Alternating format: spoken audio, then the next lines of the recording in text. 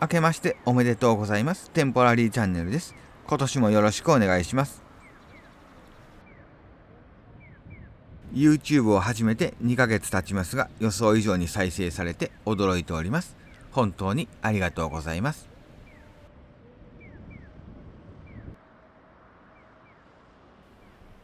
1回目の撮影をした10月28日は緑が生い茂った映像ですが、2ヶ月後の現在は葉を落として寂しく感じられます。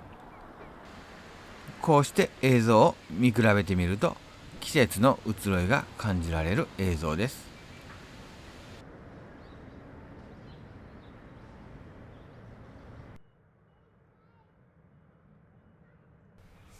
伊丹スカイパークではどうしても着陸する飛行機をメインで南側で撮影してしまいます。前回のスカイランド原田の映像でもそうですが、タッチダウンの瞬間、タイヤスモーク、逆噴射の音、すごく見栄えするのでどうしても撮りたくなります。けど今回は北側で離陸する飛行機を撮影しました。離陸する飛行機もスピード感があって迫力がありますので、もしよかったら見ていってください。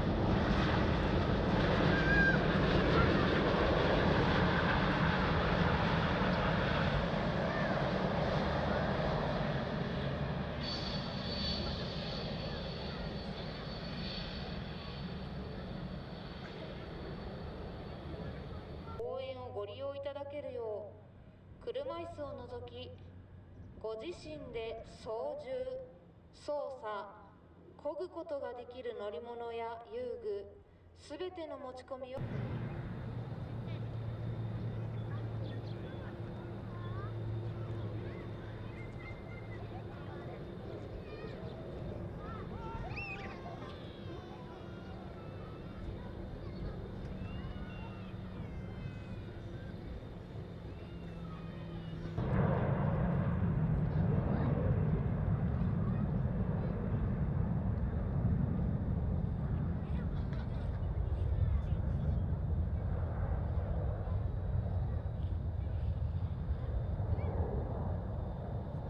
喫煙はなさいませんようお願い申し上げます。ご覧いただいてありがとうございます。